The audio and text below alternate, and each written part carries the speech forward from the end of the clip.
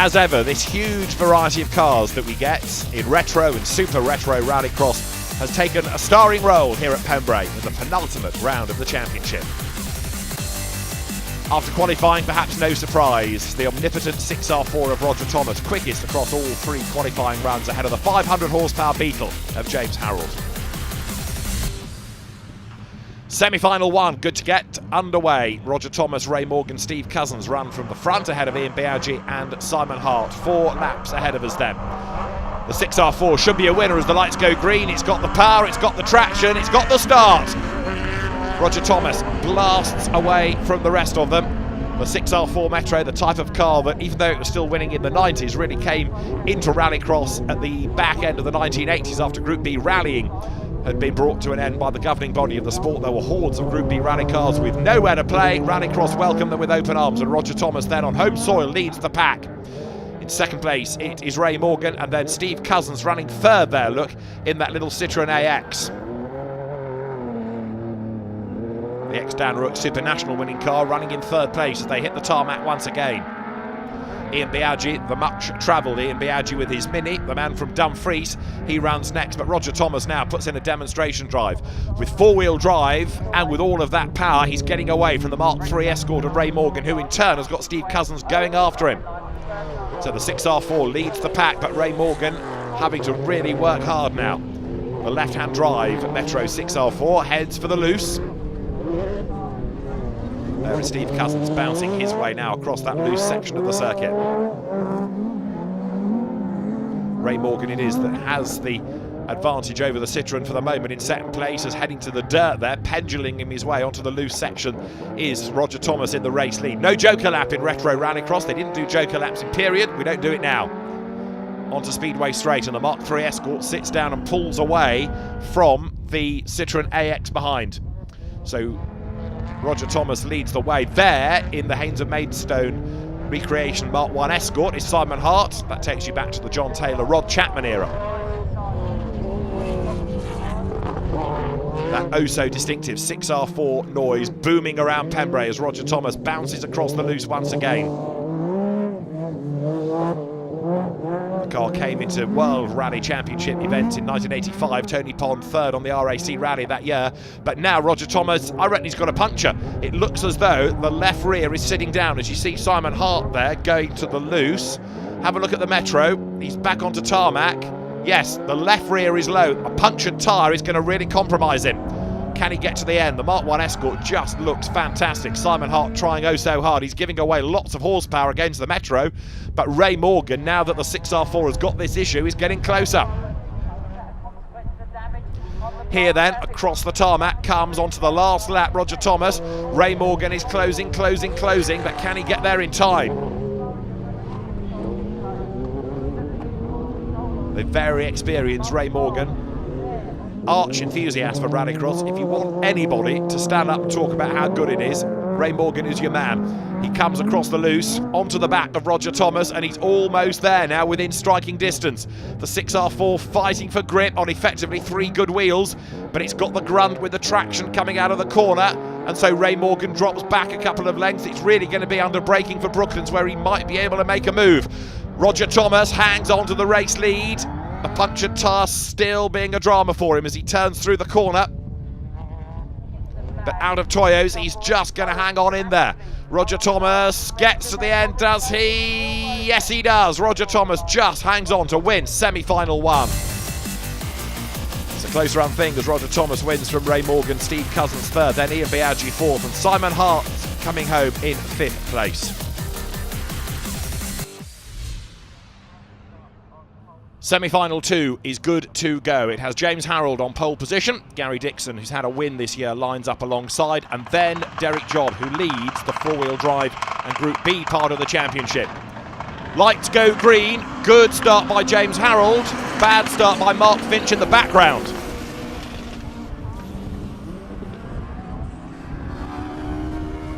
So James Harrold it is who tiptoes his way off the road and back on again. In fact, through the first corner into Ollie's, so much speed did he carry, he ran out of road, so off the circuit and back on again. The Beetle leads the way, but Derek Jodd up behind him. Now can the man from Omar find a way through? Let's see. Down to the hairpin they come. James Harold with all that grunt from the Beetle, but Derek Job has the traction. Then the Mark II Astra of Gary Dixon running in third place. Gary Dixon, winner at Croft earlier on in the season.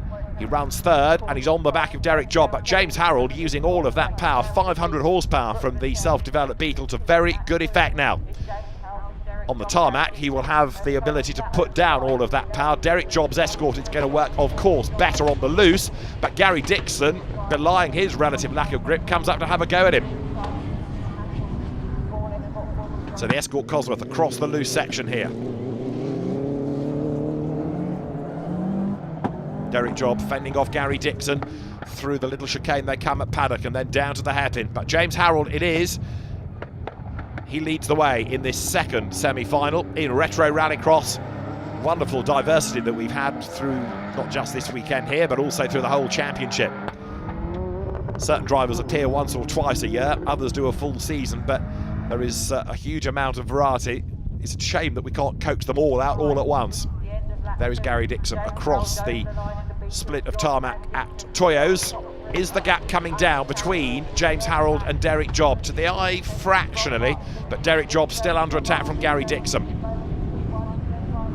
The Mark II Astra now coming across the loose as Mark Finch, after his POC start, goes round the outside of Paul Easterbrook, but then runs out of road, gets back on again. Paul Easterbrook, the former autocrosser with the Toyota MR2, sprinting his way back into fourth place.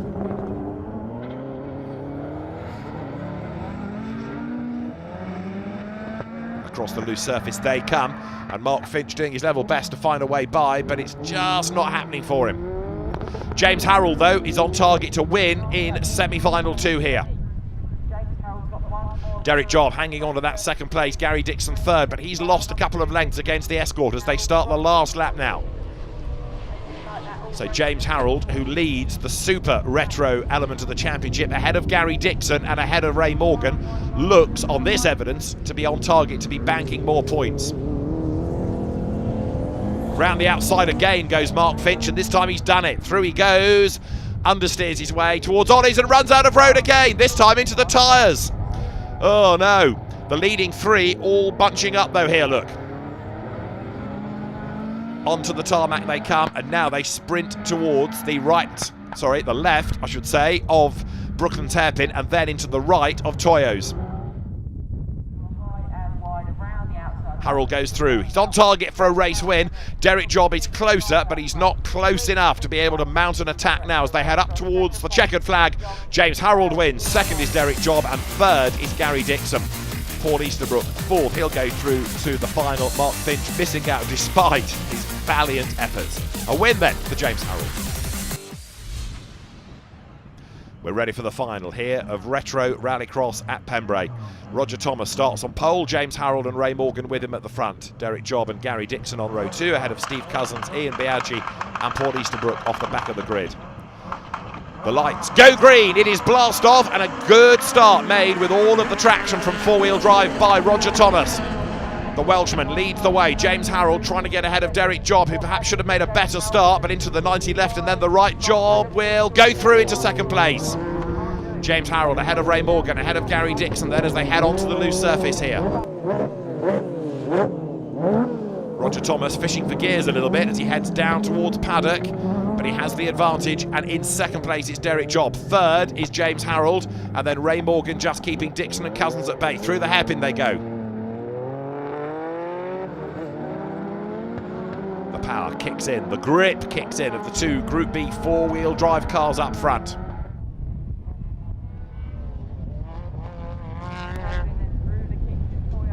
Going through the hairpin, there you can see is Gary Dixon, and he's hustling on in his efforts to try and gain a place and gain points over Ray Morgan. He's behind him in the race, but he's ahead of him in the championship. A very sideways Roger Thomas flings the car now into the loose section coming out of Ollie's. There is Derek Job. He is the man that leads the Group B class within the championship ahead of Roger Thomas, and then the absent Steve Harris, who was a winner at Lyddon last time out. One more stop on the trail this year. That is going to be Silverstone as onto the tarmac they come once again. Ray Morgan still desperately trying to get up past James Harold in that Beetle. But for Roger Thomas, the win beckons, doesn't it? Because look at the gap he's got over Derek Job. Derek, an experienced driver, and that four-wheel drive Escort Cosworth chasing hard in second place.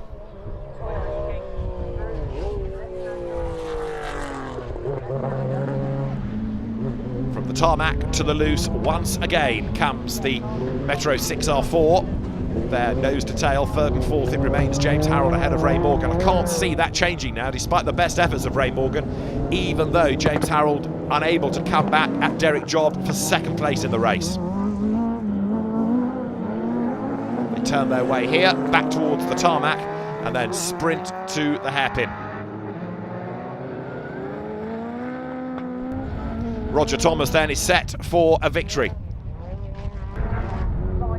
He won at Lyndon earlier on in the season. It's going to be a second victory of the campaign here. There is Ian Biaggi, the man that leads the retro class in the championship. You've got retro, super retro and Group B. Derek Job ahead of James Harrold, and then running way wide is Ray Morgan. Fighting. As up front, heading for a win, is Roger Thomas. The Metro 6R4 comes across the loose, and he's well clear of anybody else now. Absolutely dominant in this race. Derek Job is on target for second spot. James Harrold is third. And it's all going to come to the showdown in Retro Rallycross at Silverstone on the 4th of November. That's the last stop for them. Morgan up through the gears, onto the tarmac, into the Brooklands hairpin, and then into Toyos comes Roger Thomas here. The car pendulums through the sequence of corners, onto the power, there in fine style. He goes through to take the checkered flag and the win. Look back for second, it's going to be Derek Job. Third, James Harrold, and fourth, Ray Morgan as they come across the line. So another excellent example of the history of Rallycross, and a win for Roger Thomas ahead of Derek Job and James Harrold. Ray Morgan takes fourth ahead of Gary Dixon and Steve Cousins from Ford Easterbrook and Ian Biaggi. So Ian Biaggi leads Retro Rallycross ahead of Mark Finch and Simon Hart, with Silverstone still to come. In Super Retro, it's James Harrold ahead of Gary Dixon, and then Ray Morgan.